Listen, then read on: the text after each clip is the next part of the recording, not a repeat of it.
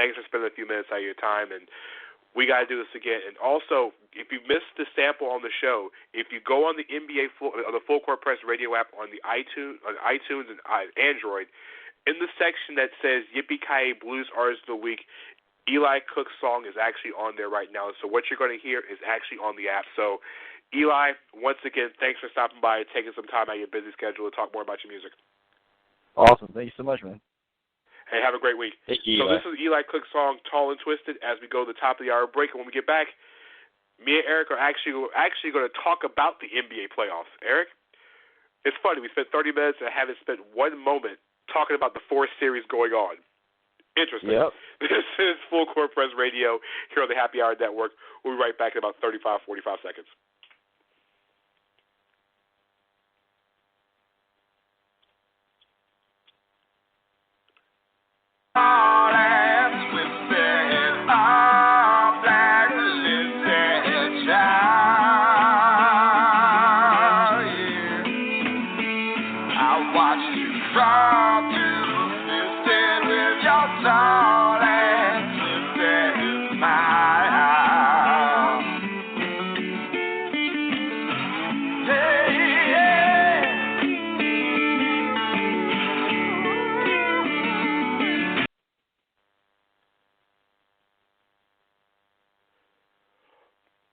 Well, we're back for Full Court Press Radio here on the Happy Hour Network. Normally we take a little longer break, but having a little bit of technical difficulties. But as usual, like a freestyle rapper, Eric, we just keep on flowing. So, there we go. Bob of the Hour, Eric, let's talk about the NBA playoffs. We talked the first half hour about Frank Vogel, the Indiana Pacers, and going forward, but we got games going on right now. And so the game that's the only one game on the calendar tonight, it is the Toronto Raptors and Miami Heat out in Toronto for Game 2. Raptors are up 25-17 late in the first quarter. Raptors are on a 19-5 run. And most importantly, Eric, Kyle Lowry has scored as many points in the first 10 minutes as he scored all in Game 1. I believe it. Eric, let's talk about the Raptors, and where is Kyle Lowry right now? Lowry all season, Eric, I mean, if you agree with me on this one, let me know if you agree with me, has basically been a top 5 guard in the NBA all season. I think outside of Westbrook and Curry, you would say, the other guards, Chris Paul, Kyle Lowry's right there with numbers that he's put up all season. But it seems like in the first 9 games of the playoffs, Kyle Lowry has turned into Memphis Kyle Lowry. I have no idea where this guy has gone. Ouch. A guy that's basically shooting, he was shooting 42% from the floor in the regular season, is now down to the mid-30s. And most importantly, a guy who hit 39% of his three-point shots is now down to 16.6% going into tonight. Eric, could you please tell me where in the world is Kyle Lowry right now? Wow. Okay, so Kyle Lowry, man, he's been MIA, and I'm not talking about Miami Heat. He's been missing in action. I mean, the first series I chalked it up to the amazing former Indiana Pacers head coach Frank Vogel and his defensive schemes. Unfortunately, he's not there no more, and. But, I mean, he shot, 31 for 98. Yeah, exactly. He shot 31 for 98 from the field in that first series. That's good for 31.6%. Dude went 7 of 43 from downtown. That's Kobe numbers. Man, that's even worse, bro. That's even worse. No disrespect to Kobe, but that's even worse. I mean, that's just putrid. And he also, in all fairness, too, they also held DeRozan down, too.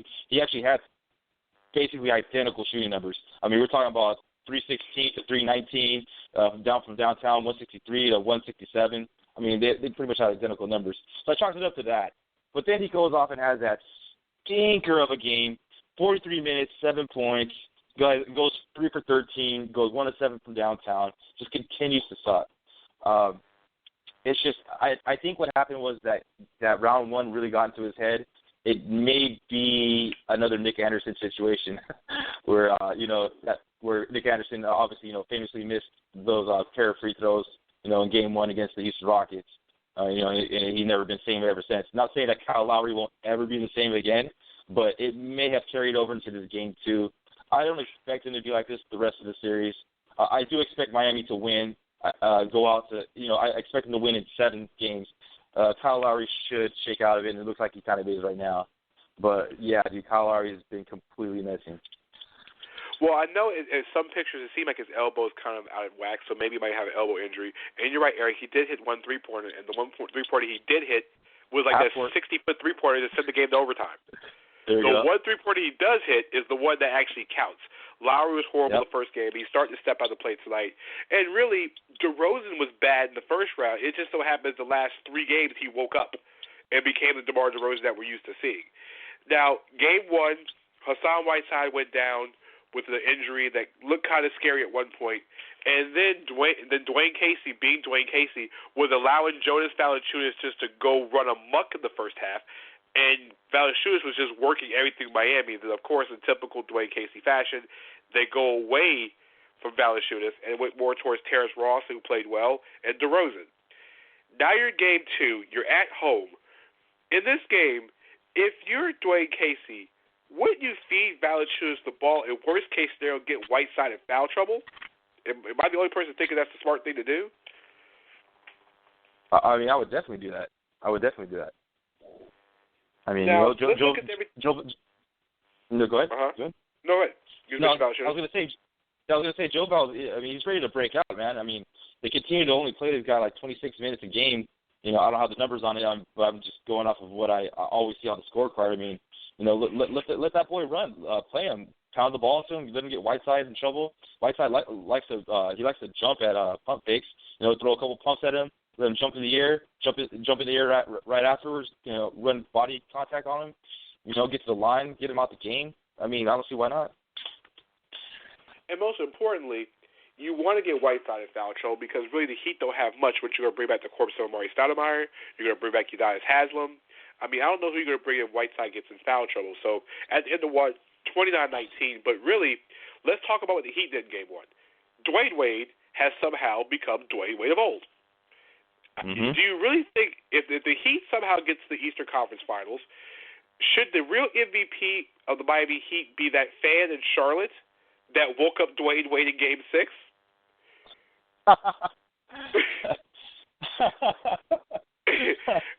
I mean, Wade had a rough first quarter. He had a rough first quarter. Miami has 11 turnovers in the first quarter. Wade has 4 of them by himself. Dragic has 3. Take away that, Wade has been brilliant in the playoffs. I mean, Wade's looking like the Wade of old. Maybe the fact that it seems like they rested him all season to coast. And Gordon Dragic, a guy that you've dragged all season, and Paul Myers, one of our co-hosts of FCP in the past, dragged Gordon Dragic.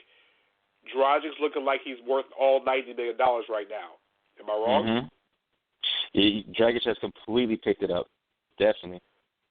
It's like I wrote in the article in the preview on NBAFCPRail.com with the Heat and the Raptors is that it seems like these two guys have taken a flip side because Lowry was having the outstanding regular season, is now missing in the playoffs, and Dragic has had a terrible regular season, with the exception of the last month, and really has turned it up now.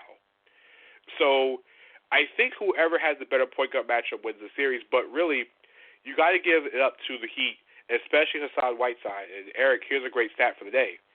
Whiteside's the first player since Dwight Howard in 2008 to average 12 points, 12 rebounds, and 3 blocks a game. That's a pretty interesting stat right there. It's pretty interesting stat. And that's when Dwight Howard was actually Dwight Howard. Yeah, I'm surprised it's been that long. Since 2008, you said? So yeah, 2008 in the playoffs. That's like 8 years ago. Exactly. Like I said, when Dwight Howard was Dwight Howard in Orlando, you know, and another guy that's actually stepped out of this fight was Terrence Ross, who had a good game. And look at this, like on the Raptors bench, a guy that you love so much, Corey Joseph. Yes, he only has 2 points, but right now he's a plus 14 on the floor for the Raptors. Yeah, I think you should probably give him a little more run. I mean, especially if Lowry's slumping. Well, right now, Norman Powell's on the bench right now. He's got 2 fouls in 4 minutes, and so Joseph in Toronto's lineup, which they use a lot of, is a 3-guard line with Lowry and DeRozan. So it looks like the Raptors are off to a good start. A team that should that's 32-9 at home and lost the home playoff game last time around. I think this series is going to go deep because the other series in the Eastern Conference doesn't look like it's going to go deep. The Cleveland Cavaliers last night I guess, played a game of NBA Jam with the Atlanta Hawks last night. The Cleveland Cavaliers set an NBA record, a playoff record for most three-pointers made in the game last night. I think they're still hitting threes as we speak right now. It was a long night, and I mean a long night for Atlanta, as they were blown out last night. I think the final score was 123-91 in Cleveland last night.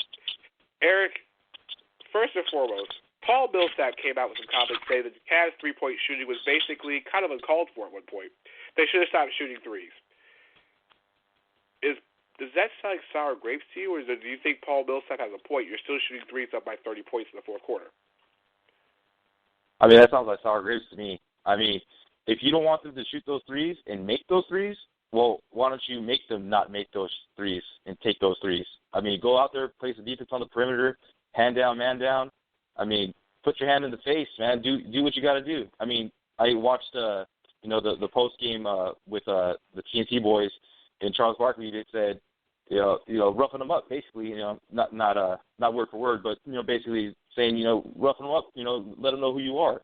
You can't be punking us like that. So I mean, if you really felt some type of way, put some D on him, or put a little body on him. Do something. But I mean, you're an NBA player. You're in this league. You're a professional. If you don't want that to happen, man, then stop it from happening. Point blank. Period. The end. Stop crying about it. I mean, if you look at the numbers last night, it seemed like everybody hit three-pointers that played. The only the guys who did not make three-pointers, Eric, that played last night was Timothy Mozgov, Tristan Thompson, and James Jones. And James Jones missed 2 three-pointers. Yeah, everybody else hit a three-pointer last night for Cleveland. So we're counting 1, 2, 3, 4, 5, 6, 7, 8, 9, 10. You had 11 players hit three-pointers last night. Even Dante Jones hit a three-pointer last night. He's the one who set the record. He's the one who hit the record-setting 25th, or no, not 25th, but he was the 23rd three-pointer. They ended the game with 25. They ended the game with 25. They ended the game with 25 three-pointers, Eric, made. Let's put that in perspective. They hit 25 threes. The Hawks, as a team, hit only 30 shots. God, that's crazy. Yeah, they went 30 for 71. They went 30 for 71, shot 42%, and the Cleveland Cavaliers go off 25 of 45 and shoot 56% from downtown. That is insane.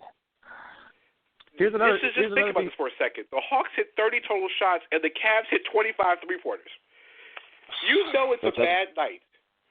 Eric, it's a bad night when LeBron James is 4-6 from the three-point line. Yeah, man. Yeah. Mind-blowing. Here's another one, too.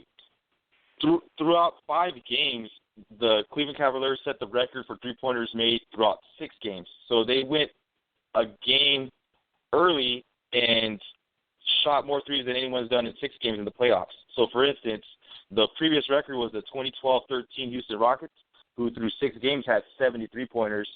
Now, the Cleveland Cavaliers ended up having 97 after Game 5. I mean, they completely shattered that three-point record. My only thing is that at what point in time was this team, the Hawks, going to guard J.R. Smith? J.R. Smith, of course, is one of those guys who's like lightning in a bucket. Last night, he was just in fuego. 8 of 14 from the floor, but 7 of 13 from the three-point line.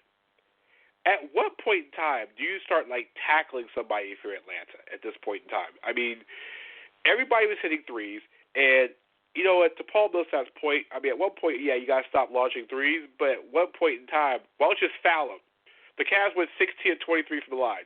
That's the only place they were missing, it seems like, was the free throw line. Foul them. Do Good something. Point. Look at this, Eric.